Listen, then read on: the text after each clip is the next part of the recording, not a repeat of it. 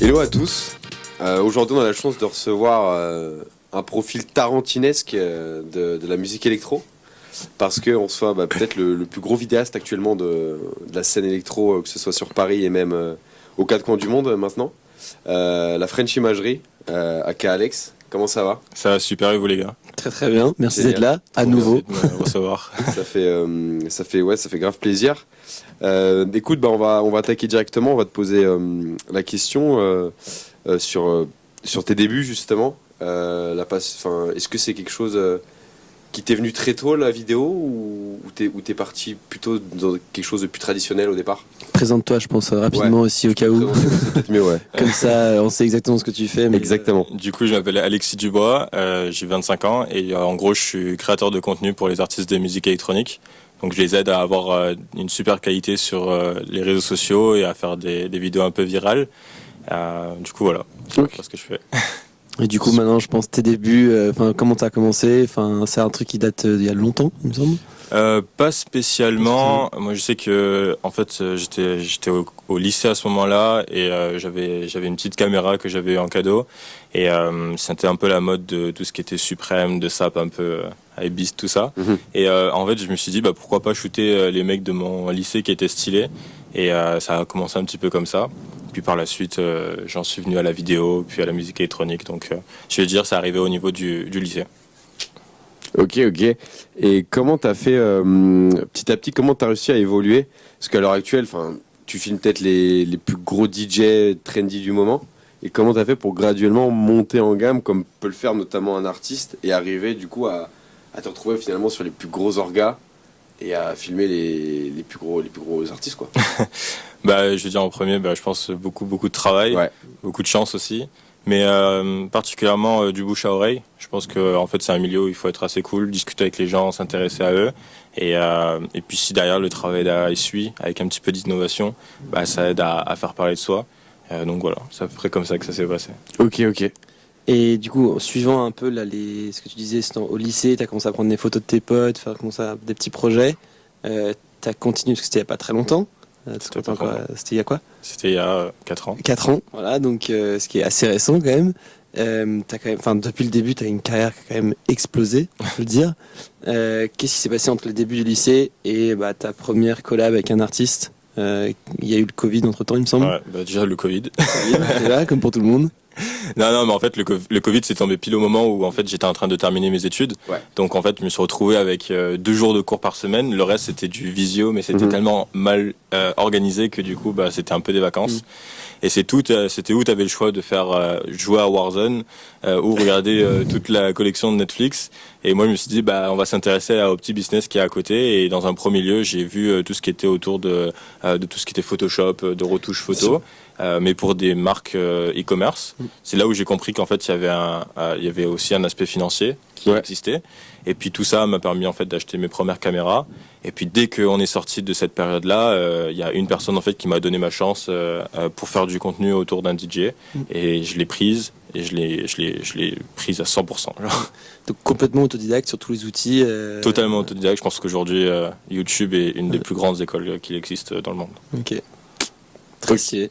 Et c'est qui du coup les premiers artistes avec qui tu as pu collaborer et qui ont vraiment avec qui tu es peut-être en relation d'ailleurs encore à l'heure actuelle Ouais, déjà il y a mes potes, donc je dirais Azad, qui est mon meilleur pote avec qui on échange tout autour de la musique. On aime, c'est lui un peu qui m'a fait découvrir de la musique électronique et mélodique techno. Et je suis très content parce que là c'est une année super pour lui. Il va faire I Love Techno à Montpellier. Il a un événement aussi à Marrakech le 8 octobre. Il fait ses propres events aussi qui s'appelle Season. J'ai un autre ami aussi qui est un très très bon ami qui aujourd'hui m'aide énormément dans mes projets qui s'appelle Maïzik, qui lui est producteur de musique mais pour Diplo, pour des très très grands noms. Et tout ça en fait c'est des gars que j'ai pris avec qui on a commencé à faire des photos, avec qui on a commencé à faire des vidéos. Et puis tout ça a fait que il y a eu de la demande avec d'autres DJ jusqu'à arriver avec certains DJ parisiens. Ok.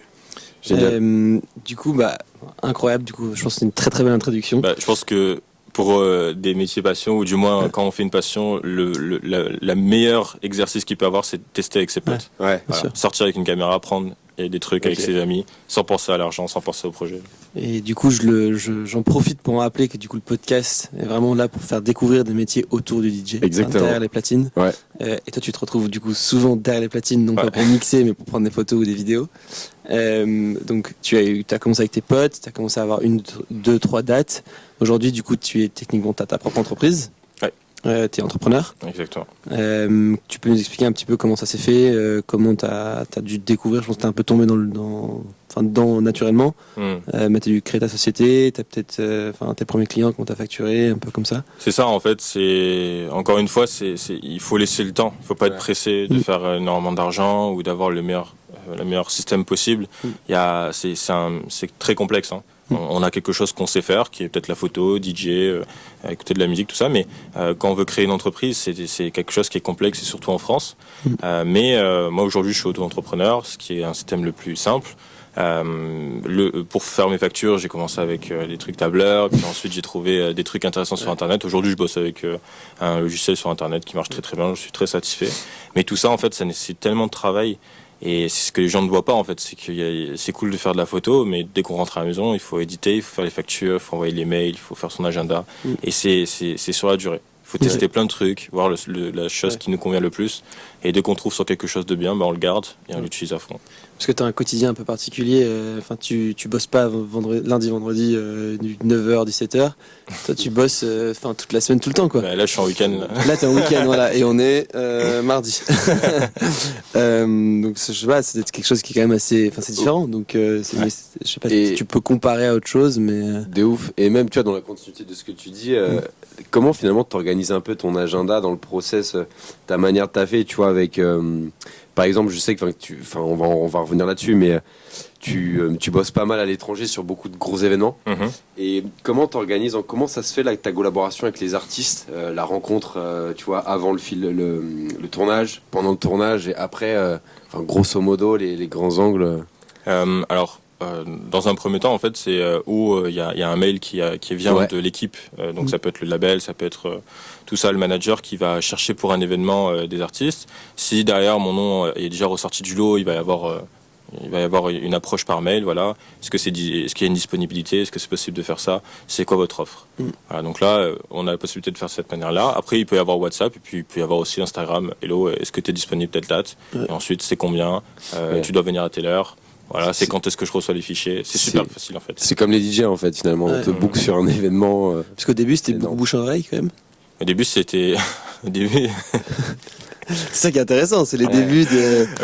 Les débuts, t'avais un site internet éclaté ou. Non, mais même pas. J'ai fait le site internet, ça servait à rien, mais au début, je quémandais des passes presse pour des festivals, que du coup, je pouvais aller sur le festival gratuitement.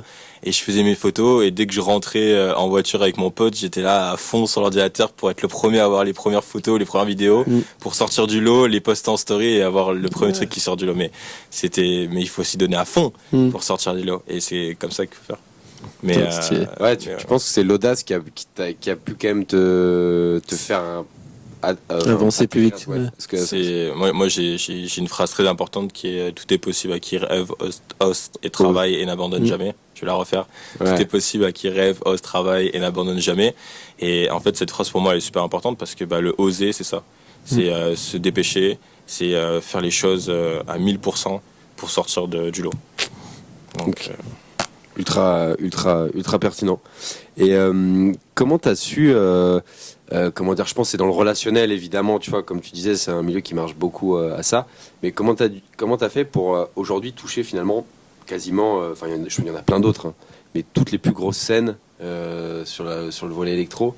Qu'est-ce qui selon toi fait que tu te dis, c'est quoi la magic sauce, on va dire, de la French imagerie, sans rentrer forcément dans le détail, tu vois, mais je sais pas. Tu sais pas, ouais. c'est la magie de toi-même et finalement tu kiffes et c'est le branding, je sais pas, j'ai peut-être bien brandé le nom, mais je sais pas, peut-être que je suis cool avec les gars et que ça se passe bien. Non, pour te connaître un petit peu, ça c'était quand même très humain aussi, donc c'est ça qui est agréable de bosser avec toi, je pense. Donc Donc on va avancer un petit peu. Là, c'était sur le début plutôt de ta relation avec la musique, la vidéo, ton métier. Est-ce que tu peux rentrer un peu en détail sur comment se déroule un tournage ou je sais pas comment t'appelles ça, un tournage, si techniquement c'est un tournage, une soirée avec un DJ, peut-être une date que tu as eu récemment ou que tu vas avoir. Et comment toi tu te prépares en amont, pendant et peut-être après? Dans le quotidien, grosso modo, quand je bosse avec quelqu'un de nouveau, j'aime beaucoup regarder des lives pendant 1 heure ou 2 heures, pendant que je me prépare, pendant que je fais des trucs et tout. Comme ça, au moins, je m'attends à savoir à peu près qu'est-ce que l'artiste va jouer. Et je trouve que c'est cool parce que c'est une des meilleures manières de découvrir l'artiste. Ensuite, je vais souvent arriver au club. Et puis là, je vais poser mes affaires, mettre tout mon matériel, me préparer, voir un peu comment est l'ambiance, les différents angles. S'il y a des photographes dans le club, je vais aller leur parler, me présenter, discuter un petit peu avec eux, c'est super important. Et voilà, faire le tour un peu de tout, se mettre dans une belle area. Voilà, c'est très très important. Puis dès que l'artiste arrive, être prêt, et se donner à fond. Et dès que c'est bon, on prend tout, on fonce à l'hôtel, là on check tout avec l'artiste et on édite. Et on dort un petit peu. Et après, on prend l'avion et on rentre à Paris. Putain. Okay. Tu le fais direct après la post-prod, c'est juste après. Tu donnes toujours. Parce qu'on te suit sur Insta et c'est vrai que je vois souvent les vidéos que tu mets en story et c'est vrai que à chaque fois c'est dans la foulée du filmage. Du coup, c'est marrant. Et moi, ce qui me fait rire, c'est que tu vois, du coup, tu bosses pendant un moment où les gens boivent et tu vois se font kiffer d'un peu. Dans l'excès parfois, tu vois. Est-ce que tu as des anecdotes où parfois je suppose que tu as des mecs qui viennent te parler, qui viennent un peu te saouler ou ouais. Bah, enfin c'est normal. Hein. Je suis au milieu, je suis peut-être le mec le plus sain au milieu. Non, mais en fait il faut se dire que je suis pas seul à ne pas boire. Il y a plein de gens qui sont là, qui font leur travail. Donc pour que ça se passe bien, tout le monde fait son travail de chacun de son côté. Donc c'est sûr que moi je peux être au milieu de là. Et ça peut être marrant des fois de discuter avec certaines personnes. On peut avoir des anecdotes drôles, mais j'en ai pas spécialement des folles. Mais je sais qu'il y a des gens qui aiment bien des fois prendre la caméra pour vouloir filmer, ou des gens qui voient très bien que je suis avec une grosse caméra, genre comme celle qui est en train de filmer, et qui me disent « Hey, est-ce que c'est possible de prendre une photo ?» Et t'es pas photographe quoi. Tu prenais les grosses caméras de football et que t'avais un mec dans le public qui disait hey, tu peux le prendre en photo. Genre. Ouais, je vois ce que tu veux dire. C'est comme les DJ, je pense. C'est leur métier au final. Donc, il arrive plein de dingueries. C'est sûr. Mais quand t'es DJ, t'as quand même cette cabine, ou non d'ailleurs, parce que t'as certains boiler rooms qui font que t'as vraiment cette proximité. Quand t'es photographe, j'ai eu l'occasion de te voir, t'es vraiment comme ça avec ta caméra et c'est énorme, tu vois. C'est comme ça, hein.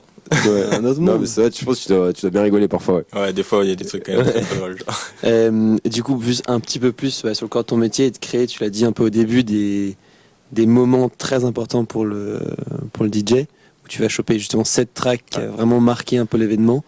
Ça se déroule là, c'est toi qui l'as créé un peu, c'est toi qui l'as proposé au DJ, ou ça s'est venu un peu naturellement avec les réseaux qui se développent et les vidéos, les formats courts qui deviennent de plus en plus courts? Alors quand j'ai commencé les vidéos pour des artistes, c'était After Movie, parce que c'était la plupart des choses qui se faisaient. Puis je me suis renseigné sur les réseaux sociaux, parce que je suis une personne, j'aime beaucoup me renseigner sur qu'est-ce qui marche pas. Et puis un jour je scrolle et tout, et là je vois une vidéo qui me marque tellement, et je me dis waouh. Et c'est une vidéo de Moshak, genre il est super zoomé, il est là, il fait ses trucs et tout, et d'un coup un énorme dézoom, et là tu vois toute la scène, et là je fais waouh, ça c'est cool. Et je me dis ok d'accord, j'avais pas beaucoup d'argent à l'époque et tout, et puis dès que j'ai eu la somme pour, je me suis acheté un objectif qui zoomait et un micro. Tu peux donner des specs techniques hein, s'il y a des gens techniques qui veulent. Pas spécialement, mais j'ai vraiment juste un objectif qui zoome, donc ça me permettait d'être super zoomé sur l'artiste et de dézoomer, d'avoir la foule. Et un micro qui me permettait de prendre le moment présent, c'est-à-dire la musique qui jouait, le son de la foule qui était folle, et je me suis dit allez c'est bon, il faut faire ça. Et apparemment il n'y avait pas encore ça. Donc ça se faisait pas encore ici, dans les soirées. Je suis ok. Et je me suis retrouvé dans une petite soirée dans le sud de la France qui s'appelle Mirage avec 2 I. Et c'est un peu ambiance after party. C'est vers Montpellier, non? C'est à Montpellier. Ouais. Et ils avaient booké Gorab. Et Gorab est un artiste très technique. Résident. Et donc je zoome sur ses doigts, sur ses baguettes, sur tout ça. Et dès qu'il y a le drop, gros des drops, tout le monde qui danse, la foule en délire. Et la vidéo a super bien marché. Et en fait, peut-être 2 jours après, même non, le soir même, puisque j'avais déjà posté, mais genre le soir même, je reçois plein de messages de plein d'artistes qui font waouh, en fait je veux ça. Et puis ça arrive une deuxième fois avec Ramien qui descend à cette même soirée. Ouais. Puis je commence à avoir mes premiers bookings en fait à Paris pour ce genre de format-là. Ah, c'est ce moment-là où t'as senti que ça a été game changer. C'est là où en fait j'avais ce truc où les gens m'envoyaient la vidéo et ils me disaient je fais la même chose. Ok. Je suis en mode waouh, trop cool. Et cette vidéo, elle dure combien de temps? Ça dure 26 secondes. Et Enfin, c'est pour très avoir- court en fait. Mm. C'est le temps d'avoir un break, Mm. le show, le petit truc qui monte, le drop. Et pour avoir ces 26 secondes, t'as fait combien d'heures de tournage en gros? Enfin, c'est sur combien d'heures de tournage? C'est surtout le set de l'artiste. Ok. C'est Ouais, ça, surtout une, le deux set heures. d'artiste. Donc tu prends 2 heures ou 1 heure et demie. Et dedans, tu vas avoir, je sais pas, 70 vidéos. Tu les regardes toutes, tu te refais le set en fait. Et tu vois, ok, celle-là c'est bien, celle-là c'est pas bien. Moi derrière, j'édite beaucoup de vidéos. Il y a les dossiers, c'est genre entre 15 et 30 vidéos. Et t'en as une qui va sortir du lot. Ok. Et celle-là, bah, si elle est bien choisie, elle pète. Putain. Ok. Là, c'est ça qui est ultra compliqué, c'est que t'as un panel de rush qui est déjà énorme.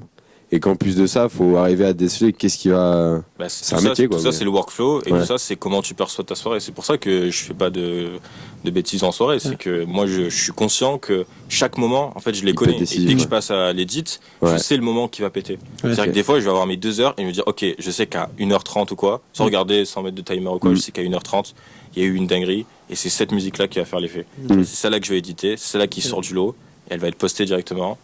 Et souvent, c'est celle qui pète. Ouais, parce que toi, t'es là-bas, tu t'entends, tu vois, et surtout, tu ressens l'énergie qu'il y a dans la foule. Exactement. Ça se sent vachement. Comme Ouais. un DJ, je pense, qui C'est joue pour là-dessus ça. aussi. Donc, C'est énorme. moi, question technique, je me suis demandé, justement, en regardant tes vidéos, comment tu fais pour avoir l'audio aussi propre? C'est sur ta caméra ou tu récupères l'audio qui a été enregistré pendant le set? Alors ça, du coup, c'est un bon réglage du micro. Et d'ailleurs, en editing sur Premiere, là, tu fais un peu de, Tu fais un peu de... Tu touches de un peu magie et puis Ok. ça marche bien. Stylé. Ok. Et est-ce que, selon les artistes, t'as des artistes qui mixent de plus ou moins, comment dire, différents styles musicaux d'une part et plus ou moins techniques. C'est plus compliqué justement de mettre en évidence des moments, tu vois, par exemple sur des artistes qui mixent un peu plus technique et un peu plus redondants dans leur registre que par rapport à quelqu'un qui fait quelque chose de plus énergique. Enfin, tu galères un peu plus parfois avec certains artistes de choisir justement le bon moment. Bah, il m'est arrivé en fait de me trouver avec des artistes qui jouaient totalement différents ou Ouais. un style que je connaissais pas. Je sais que la tech house, ça peut être des fois un peu redondant du coup. Ouais. Et souvent, j'ai à peu près 2-3 sons qui passent pour m'adapter et me dire ok, comment il joue, c'est quoi les effets, dès qu'il lance son drop, qu'est-ce qu'il fait. Je sais que par exemple l'artiste avec lequel j'ai eu le plus de soucis, ça a été Paco Osuna, qui est genre le mec qui ne bouge vraiment pas du tout, et qui a vraiment genre une sucette, il est comme ça, et la seule effet qu'il fait c'est il balance les faders comme ça. Ouais, rigole pas du Vraiment, tout. Oui, je Il y a vois très rien bien. du tout. C'est un peu comme Carola, tout ça. J'étais ouais. tellement frustré toute la soirée, j'étais en mode mais à quel moment il va faire juste faire ça au moins. Ouais. Genre vraiment très Et c'est compliqué. lui qui t'a booké? Non, c'était Non, pour c'était pour la Atarashi, vidéo. Ah, pour Atarashi. mais finalement bon, on a bien sorti des bonnes vidéos, mais très très compliqué. Hein. Ouais. Donc oui, c'est une analyse, c'est beaucoup de choses, hein. Et c'est là où tu comprends l'artiste, tu l'analyses à 100% avant de commencer à filmer. Super important. Mais c'est vrai que tu vois, ça me permet un peu d'ouvrir une parenthèse. C'est vrai que je pense que t'as deux profils de DJ, tu vois. T'as les mecs qui sont complètement fermés. Et d'un autre côté, ça crée une vibe, tu vois, parce que le mec, il paraît inaccessible et il arrive à poser son truc. Et t'as les gars, justement, comme Ramien, où t'as dû voir le contraste d'ailleurs à la soirée où le gars, il est complètement. Bah, t'as aussi C'est- dans les tu styles vois. de musique, je pense. T'as aussi, C'est ça. Non, c'est un show. Ah ouais, vraiment. C'est un show. Ouais, C'est même mais pas un t'as show, des c'est une styles de rockstar. T'as les styles de musique qui permettent ça. jouent, ouais. Ouais. Mais t'as des gars, je te jure, ils sont fermés, t'as l'impression, ils sont là pour le taf, quoi, tu Ouais, vois, de genre. ouf. Mais d'un autre côté, je trouve, ça crée vraiment cette vibe. En mode, le gars, il est inaccessible, tu vois, il se fait. Après, ce qui est bien, c'est du coup quand tu bosses avec des artistes et que tu commences à bosser sur un vrai projet, eh ben, tu peux leur dire, ok, là par exemple, ça peut être bien de plus bouger, Ouais. de plus regarder la Ah, ok. caméra, de moins regarder les platines. Ouais. Et c'est là où tu deviens plus conseiller. Exact, ouais. Donc c'est super intéressant d'avoir ce point de vue. Ouais, t'as un La vidéo, bagage, quoi. c'est- T'as un bagage qui te permet de dire, Bah. justement, de permettre de ton conseil à Ouais. des DJ. Ouais. Ok. Tu devrais ouvrir une boîte de consulting. Ça arrive. Est-ce qu'on passe au jeu du milieu? On peut se le faire, ouais. Let's Vas-y. go. Ok. Je laisse commencer. Allez. Ah bah un bon copain, toi. Mon nom d'événement pourrait te faire penser à un établissement de la Jonguera. Mon style vestimentaire illustre mon passé dans l'immobilier. J'ai sorti l'été dernier un remix d'une artiste japonaise dont le refrain a tourné en boucle dans ta tête. Je dirais Monsieur le grand Gaou Céleste, Nicolas Sasson. Exactement, ouais. Nicolas Sasson, avec qui d'ailleurs t'as une relation toute particulière, ouais. Bah ouais, c'est une des personnes que j'apprécie vraiment énormément, avec qui je me retrouve beaucoup au sein du travail, qui bosse à 100% tout le temps. et qui est en train de tout déchirer. Donc je suis très content de travailler avec lui et de faire équipe. Donc voilà. D'ailleurs, tu vas le suivre là dans la semaine pro, si je me trompe. Ouais, lundi sur Outre-Atlantique, du coup à Miami. Il fait ses débuts aux USA. Ok. Il a eu son visa il n'y a pas très longtemps, après un petit moment d'attente. Ok. Et là, ça y est, il commence et il a des très très jolies dates. Donc, C'est Spring Break là, c'est pour ça? c'est Miami Music Week. Miami Ouais. Music Week, c'est ça, ok. Miami Music Week et New York aussi. Ok. Ok. Question numéro 2. La jungle du Zamna réside là-bas. Je suis le lieu de rencard des plus grands ravers après la période des fêtes de Noël. Et tu y étais, il me semble, il y a 2 mois. C'est ça, je dirais Afterlife. Ouais, à Touloum. Touloum. Exactement. Exactement. Touloum. Donc T'as tu étais en janvier avec justement Afterlife pour filmer. C'est ça, pour filmer beaucoup d'artistes. Ouais. T'as dû te régaler au niveau des première visuels. Ouais, c'était très très cool. Comment? C'était la première. C'était la première. avec, ça. C'est un peu comme Tomorrowland. En fait, c'est un festival qui est tellement loin et qui est très famous sur les réseaux, mais Ouais. tu t'y attends pas en fait à y être. Et je sais que c'était une surprise et je suis très content de l'avoir fait. Donc très très belle scène et pour le coup, quand on dit qu'on est vraiment dans la jungle, on est vraiment dans la jungle. Donc c'est assez fou. Ok, C'est à faire. génial. La troisième, du coup, originaire du Mont Fuji, j'ai accueilli en décembre dernier sur Paris un génie aux dreadlocks et un espagnol fan de Chupa Chups. Il m'arrive parfois de traverser les Alpes pour passer la nuit. Atarashi. Exactement, ouais. Atarashi, du coup, avec qui tu as continué à collaborer sur. Ouais, sur la communication, Ouais, avec une super équipe au top et toujours avec le smile. ouais, c'est vrai qu'ils ont toujours la banane. Ouais. Toujours bonne. 4e question. Nous sommes 2 purs produits français aux cheveux longs. La moustache la plus famous de la Takehouse s'est produite en Andalousie. Paré au décollage, retrouvez-moi sur le tarmac du Bourget au printemps prochain. Il y a deux réponses. Il y a l'événement Ouais, et il y a l'artiste. un événement et l'artiste, t'en as parlé en plus. Et l'événement, tu y étais. Tu étais même plus que tu t'as dû étais. le faire l'événement en plus, ouais. Tu veux que je te le redise? Nous sommes bien. deux purs produits français aux cheveux longs. La moustache la plus famous de la Takehouse s'est produite en Andalousie.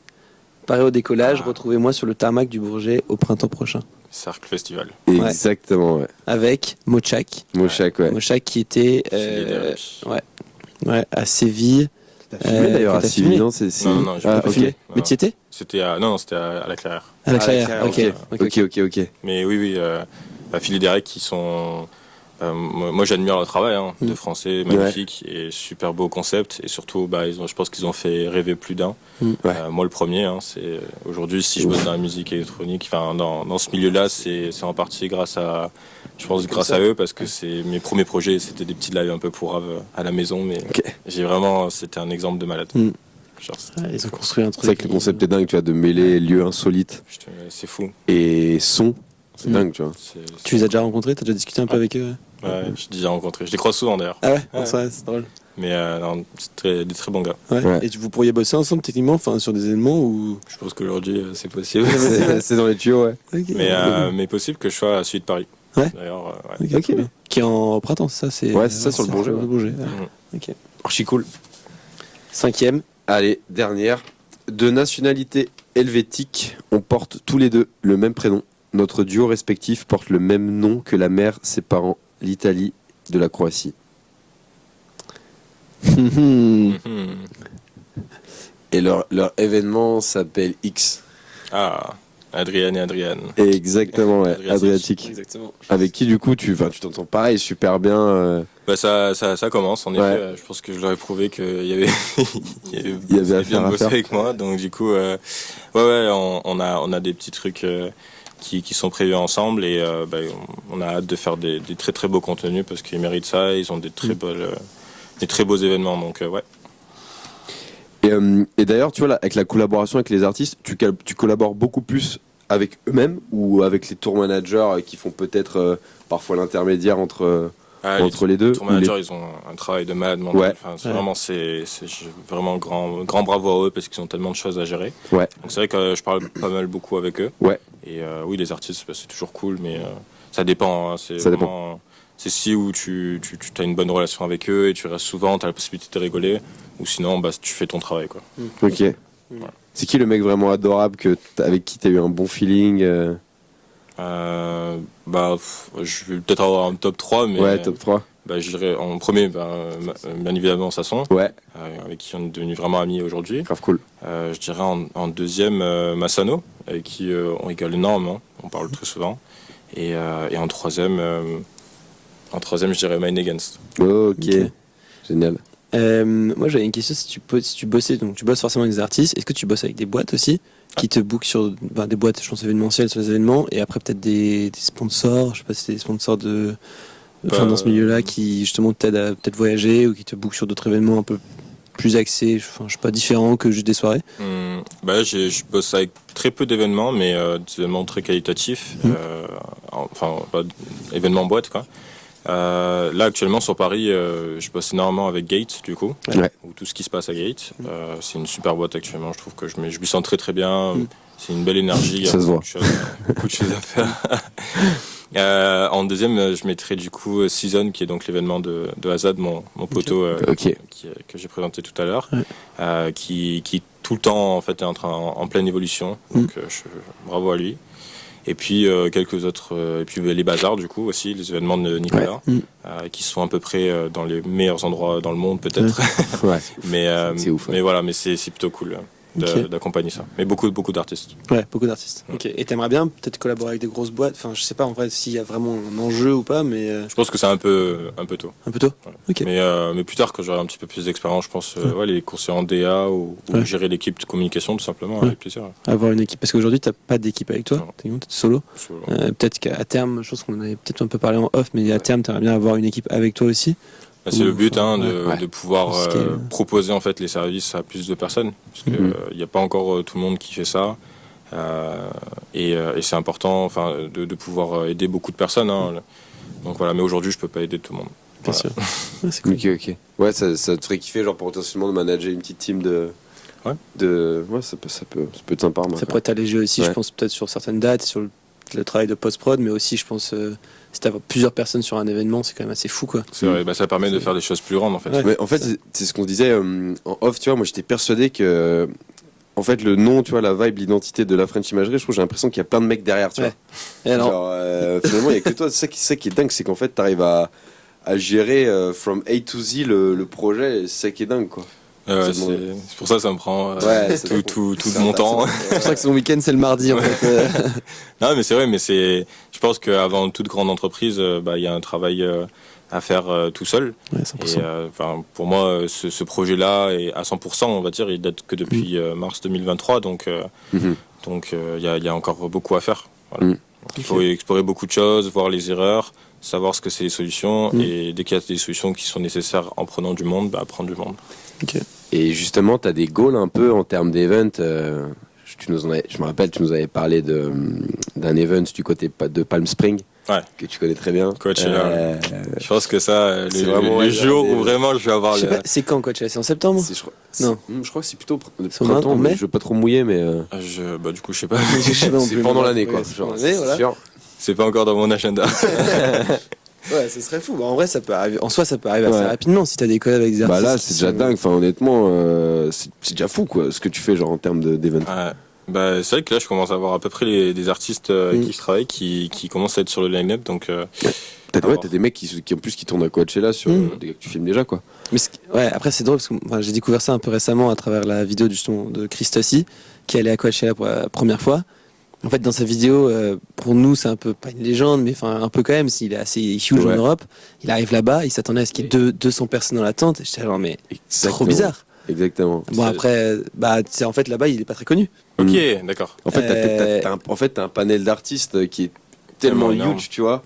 Et je trouve que les Ricains, tu vois, on l'a remarqué, ils sont pas forcément dans cette vibe à connaître le dernier mec qui a fait un son deep house. C'est qu'on va dire, mais ils aiment le mainstream, tu vois. C'est des gars qui aiment le dernier artiste pop, ils sont comme des dingues. Et c'est vrai qu'un Christ aussi, le mec, tu le vois arriver, il est en golfette. Alors quand, tu vois, du côté d'Amsterdam, le gars, c'est une rockstar, tu vois. Mais c'est vrai que c'était marrant, et du coup, vas-y. Non, mais c'est ça, c'était juste, je trouve ça marrant de faire là un peu ça peut arriver du jour au lendemain parce que t'as des artistes justement d'Europe qui vont là-bas et donc vu que tu collabores avec énormément de monde, on sait jamais, ça peut arriver du jour au lendemain, mais t'as fait Tomorrowland du coup, ce qui est quand même aussi le Coachella européen, j'ai envie de dire, voire plus gros. Pour le coup, je m'y attendais pas du tout. J'étais en plein shooting dans un studio et puis j'ai mon téléphone dans la poche qui sonnait vraiment beaucoup. Ouais. Je me suis dit bon ça fait quand même beaucoup là. En fait j'ouvre la conversation et j'avais pas encore de relation avec Massano à ce moment-là. Mais, donc je vois une petite PDP bleue avec écrit Massano à côté. Bizarre. Et le mec il me dit ouais mon caméraman m'a lâché, on m'a parlé de toi. Apparemment c'est cool. Est-ce que t'es disponible telle date? Je fais ouais c'est pourquoi? Il me dit bah Tomorrowland. Mais en gros c'était pour le lendemain tu vois. Donc je suis en mode waouh. Et là je fais bah. T'as tout plaqué, let's go. Je fais let's go. Valoche. C'était son premier Tomorrowland avec lui. Et bah du coup je pense que c'était une des premières dates. Enfin c'est top de rencontrer un artiste dans ce cercle-là parce que bah, du coup ça crée directement un lien. Faire un premier gros event avec son caméraman c'est quand même cool. Et c'était trop bien. Et là, du coup, vous avez continué à bosser ensemble après? Ouais, on a des dates et tout très cool qu'on a faites ensemble ensuite. Et voilà, mais je suis très content, c'était génial. C'était vraiment génial. On est parti, t'as le festival et on est parti à la Seine en bateau. T'avais un petit bateau qui venait nous chercher. J'imagine. Là, c'est vraiment féerique pour le coup. Putain, stylé. Et toi qui est comment dire à fond sur les événements et qui collabore du coup avec d'une part les promoteurs d'événements, les artistes, etc. Est-ce que tu vois vraiment que chaque événement est construit au peigne fin et qu'il y a vraiment genre une orga derrière et que les mecs s'envoient comme des dingues genre? C'est ça va être inimaginable. Ouais. C'est du 7 jours sur 7 hein. Ouais. C'est quelque chose, quand on va en soirée, moi malheureusement je vais pas assez en soirée pour me rendre compte de ça, mais genre quand les gens vont en soirée, je pense pas qu'ils imaginent à quel point c'est si organisé, si last minute en vrai sur tellement de trucs. Tellement de choses et encore plus pour les festivals. C'est fou. Mais ça se voit, il y a vraiment du travail.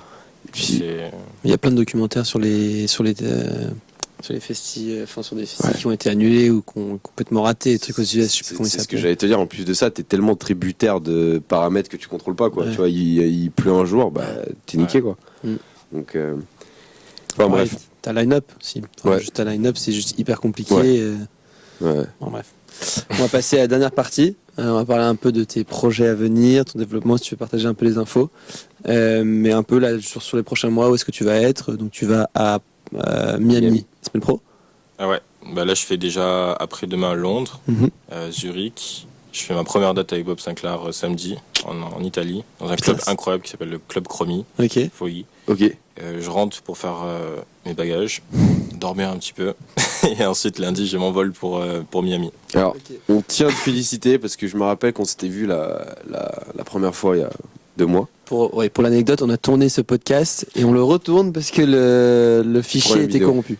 Et ouais, franchement, congrats parce que je me rappelle, tu nous disais à l'époque que c'était dans les tuyaux, mais que finalement c'était pas effectif. Et là c'est fait, donc franchement chapeau. Tu vas te refaire, c'est cool. C'est cool. Tu rentres dans les légendes quoi. Légende de la French Touch, c'est cool, c'est génial. Pas encore, mais c'est juste qu'on on pousse un petit peu les frontières. Quoi. Non, mais c'est cool.